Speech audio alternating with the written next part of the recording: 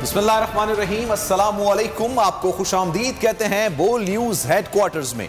मैं हूं आपके साथ सलमान मिर्जा। मैं हूं सहरिश जुहेब और मैं हूं आमना अकरम। हेडलाइंस आपने जानी, बुलेटिन में बात होगी। बुलेटिन में सबसे पहले बात करेंगे कराची में होने वाली मूसलाधार बरसात की। कराची में बादल आज फिर बरस पड़े। कराची के मुख्तलिफ इलाकों में कहीं हल्की और कहीं मूसलाधार बारिश हुई। मलीर, लांढी, कोरंगी, गुलशन इकबाल, गुलिस्तान जौहर समेत मुल्का इलाकों में तेज बारिश हुई। सर्दी की शिद्दत भी बढ़ गई। महकमे मौसमियात ने मजीद एक रोज तक बारिश की पेशगोई कर दी है। बरसात की आवाज दे रही है अलग ही अंदाज।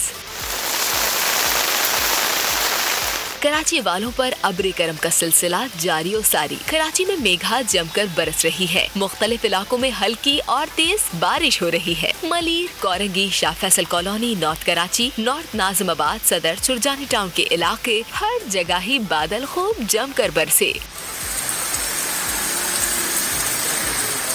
गुलशन इकबाल, गुलिस्तान जौहर, फेडरल बी एरिया और मलहका इलाकों में भी खूब बरसात हुई। आसमान से बरसती नन्ही बूंदों ने जमीन पर सर्दी की शिद्दत बढ़ा दी। महकमा मौसमियात ने मजीद बारिश की पेशगोई कर रखी है। रात में हो सकता है हल्की से बढ़ के थोड़ी सी मॉडरेट हो जाए।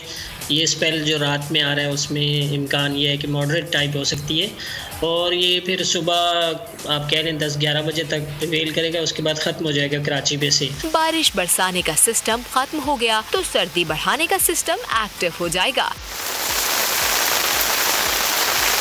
सिर्फ कराची ही नहीं, मुल्क के मुख्तलिफ इलाकों में भी बारिशों का सिलसिला जारी है। हैदराबाद में बारिश के बाद मौसम सर्द हो गया। मुख्तलिफ इलाकों में फीडर्स ट्रिप हो गए। इसके अलावा पंजाब और खैबर पख्तूनख्वा में भी वक्फे से बादल बरसते रहे। गिलगित बल्तिस्तान और कश्मीर में बर्फबारी के बायस मुख्तलिफ मकामात पर लैंड स्लाइडिंग हुई और शाहराह कोराकरम बंद हो गई। स्कर्दू, अस्तोर में बर्फबारी के बाद कई इलाकों का राब्ता मुनक़ता हो गया। मलका कौसार मरी में दिलकश मनाजिर से लुत्फानंदोज होने वाले सयाहों का हुजूम बढ़ने लगा। मुल्क में सबसे ज्यादा सर्दी लेह में -7 डिग्री सेंटीग्रेड रिकॉर्ड की गई। दूसरी जानिब महकमा मौसमियात के मुताबिक बारिश का सबब बनने वाला मगरबी हवाओं का सिलसिला मगरबी बलूचिस्तान और मुल्हिका इलाकों में मजीद शिद्दत इख्तियार कर सकता है।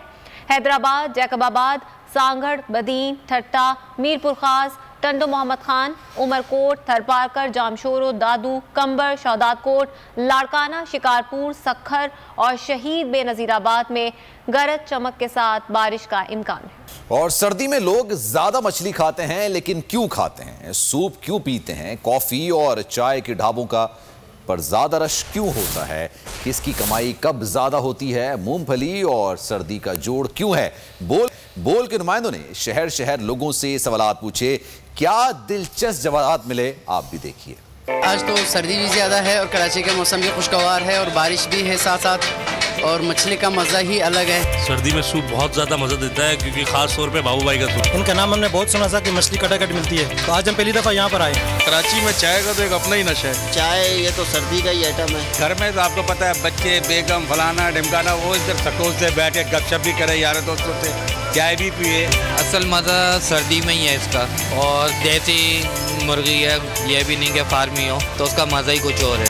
मलका कौसार मरी में वक्फे से बर्फबारी का सिलसिला जारी है। मरी में मौजूद सयाह सर्दी से लुत्फानंदोज होने लगे हैं और इस वक्त वहाँ पर सूरत हाल क्या है ये हम जानेंगे अपने नुमाइंदे शाहिद मुमताज़ अब्बासी से। शाहिद, सयाह किस तरह एंजॉय कर रहे हैं यहाँ पर बर्फबारी को? कल इस वक्त हम मौजूद है मलका कौसार मरी के माल रोड GPO चौक में। अगर मरी के मौसम की बात की जाए तो मरी में वक्फे से बर्फबारी का सिलसिला जो है वो जारी है। इस वक्त सयाहों की एक बड़ी तादाद जो है माल रोड के ऊपर चहलकदमी करते हुए और मरी के मौसम से लुत्फानंदोज होते हुए दिखाई दे रही है। कुछ मनचले भी हमारे साथ मौजूद है, इनसे पूछते हैं कि मरी के मौसम से किस तरह से इंजॉय कर रहे हैं। जी हम लाहौर से आए हैं, मरी माल रोड GPO चौक में खड़े हैं। बहुत रश है, पीछे भी भाई खड़े हैं।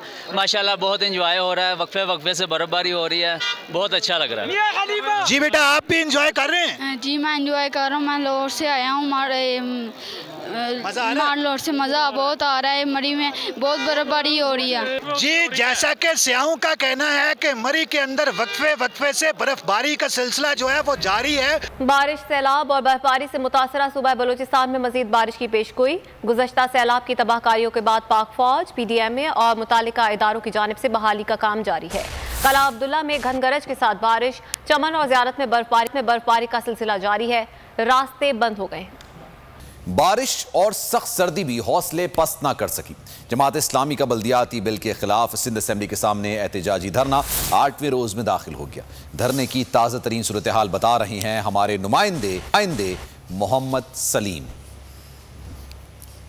सिंध बल्दियाती एक्ट के खिलाफ जमात इस्लामी की जानिब से सिंध असेंबली के सामने आज एहतजाज 8वें रोज़ में दाखिल हो चुका है और ऊपर से जो है वो बारिश हो रही है। नीचे कारकुनान के हौसले बुलंद हैं और मेरे कैमरामैन यूसुफ आपको दिखा सकेंगे कि कारकुनान के हौसले बुलंद हैं। नारेबाजी की जा शदीद ठंड में जो है वो कारकुनान का जो लहू गरमाया जा रहा है। अमीर जमात इस्लामी कराची हाफिज नईमुर रहमान हमारे साथ मौजूद हैं, आइए उनसे बात करते हैं। तेज़ बारिश, शदीद सर्दी और इसमें जो है वो कारकुनान खड़े हुए हैं, अवाम खड़े हुए हैं, बच्चे अपने साथ आए हुए हैं। हम तो उनसे कह रहे हैं भाई बच्चों को सर्दी लग जाएगी तो ये उनको कवर कर देते हैं और पुरअज़्म लोग हैं, ये जिद्दोजहद कर रहे हैं, एक मंजिल एक मकसद के लिए आए हैं और वो ये कि हमें इख्तियार दो, हमारे शहर को इस तरह से नज़रअंदाज नहीं करो। ये पूरे पाकिस्तान की मईशत चलाता है, अगर ये नहीं रब्ता करते हैं ना करें, हमें इससे कोई गरज नहीं। हमने जिद्दोजहद शुरू की है, खुद ही इनको पीछे हटना पड़ेगा इंशाल्लाह। अवामी जिद्दोजहद अगर सही लीडरशिप में हो और एतबार लोगों का कायम हो जाए तो फिर इस जिद्दोजहद को कोई नहीं रोक सकता। आज जो है वो सिराजुल हक साहब भी इंशाल्लाह तशरीफ ला रहे हैं, तो जलसे आम में तब्दील होगा। उनका कहना था कि इस जलसे में हर आया हुआ शख्स एक मकसद के साथ आया हुआ है। छोटे बच्चे हैं इसमें, खवातीन इसमें कुछ रोज चंद रोज कबल शरीक हुई थी इस धरने में और बहुत बड़ी तादाद में लोग यहाँ पर मौजूद हैं। पीपल्स पार्टी सिंध को अपनी जाती जागीर बना रही है और इसे कोई रोकने वाला नहीं। जितनी देर में इमरान खान की हुकूमत होश में आएगी बहुत ज्यादा नुकसान हो चुका होगा। सरबराह पीएसपी मुस्तफा कमाल बरस पड़े, कहा पीपल्स पार्टी 1971 में इधर तुम उधर हम का नारा लगाने वाली जमात थी। गुज़श्ता 13 साल में 10,242 अरब रुपए कराची पर खर्च हुए। आज कराची का हाल आपके सामने है। बल्दियाती कानून में तरमीम से तमाम बल्दियाती इख्तियारात शहरों से छीन लिए गए। ये सिंध का लोकल इशू नहीं बल्कि पाकिस्तान की कौमी सलामती का मसला है। बिलावल भुट्टो जरदारी साहब की जो हुकूमत है वो हुकूमत नहीं चला रही, वो सिंध को अपनी रियासत बना रही है, अपनी रियासत अपनी पर्सनल जागीर बना रही है। लेकिन कोई उनको रोकने वाला टोकने वाला नहीं, क्योंकि अगर उनको रोका और उनको टोका तो वो कहीं जाकर जो है वो PMLN से हाथ मिलाकर PTI की हुकूमत खत्म ना कर दें। सबको पता है कि आज PTI की हुकूमत जरदारी साहब की मरून मिन्नत है। आज वो चाहे तो 1 घंटे में हुकूमत खत्म कर सकते हैं। ये सिंध का लोकल इशू जो लोकल नहीं है, ये पाकिस्तान की नेशनल सिक्योरिटी का मसला है। इसलिए मैं यहाँ बैठा हूँ। 10,242 अरब रुपए मिले, खर्च हो गए और आज सिंध इंसानों के रहने की ऑफिशियली बदतरीन जगह है। आज सिंध में जो गटर लाइनों का और पानी का इंचार्ज वजीर आला सिंध है। आज सिंध में कचरा उठाने का इंचार्ज वजीर आला सिंध है। किस जमहूरियत में ये होता है? ये बड़ी चैंपियन जमात बनती है जमहूरियत की। मरियम नवाज ने तहरीक इंसाफ पर पाबंदी लगाने का मुतालबा कर दिया। कहा कि वजीर आजम झूठ बोलने पर फौरी इस्तीफा दें और घर चले जाएं। इमरान खान की जबरदस्ती तलाशी ली गई तो बाल बाल करप्शन में डूबा हुआ मिला। फौरन फंडिंग के मामले पर JIT बनाई जाए, केस रोजाना की बुनियाद पर सुना जाए। अपोजिशन को भी फौरन फंडिंग केस पर एहतजाज का मशवरा दे दिया। लाहौर में प्रेस कॉन्फ्रेंस करते हुए मरियम नवाज ने कहा कि तहरीक इंसाफ का ब्रांड खुलकर सामने आ चुका है, अब इन्हें भागने का मौका नहीं मिलेगा। मरियम नवाज ने साबिक चीफ जस्टिस को मुखातिब करते हुए कहा, साकिब निसार साहब, सादिक और अमीन का लकब कहां है? लोग आप पर थू थू कर रहे हैं। नवाज शरीफ की जान को खतरा था, इसलिए मुल्क से बाहर गए, कोई डील नहीं की। इमरान खान फिल फॉर इस्तीफा दे। मिस डिक्लेरेशन के लिए, मिस स्टेटमेंट के लिए उनके और उनकी जमात के खिलाफ कार्रवाई होनी चाहिए। रिपोर्ट रिलीज करने से सिर्फ काम नहीं होगा। जिस तरह से आपने बाकी लोगों को, बेगुनाहों को जेल में डाला, इसी तरह PCP को इस पे जो भी कानून के मुताबिक सजा बनती है वो इमरान खान को और PTI के जो सरकर्दा रहनुमाएं उनको देनी चाहिए। अगर नवाज शरीफ साहब अडयाला जेल जा सकते हैं तो इमरान खान का भी ठिकाना, हम पर तो कुछ साबित नहीं हुआ, उन पर तो साबित हो चुका है। रोज़ाना की बुनियाद के ऊपर इमरान खान का केस चलना चाहिए। रोज़ाना की बुनियाद के ऊपर जिस तरह हमने भुगता है, आप अपनी जमात को ये कहते हैं कि जो ब्रांड इमरान खान है उसको उजागर किया जाए। ब्रांड तो आपका बन चुका। नालायकी, नाअहली, करप्शन, झूठ, साजिश, ये है आपका ब्रांड।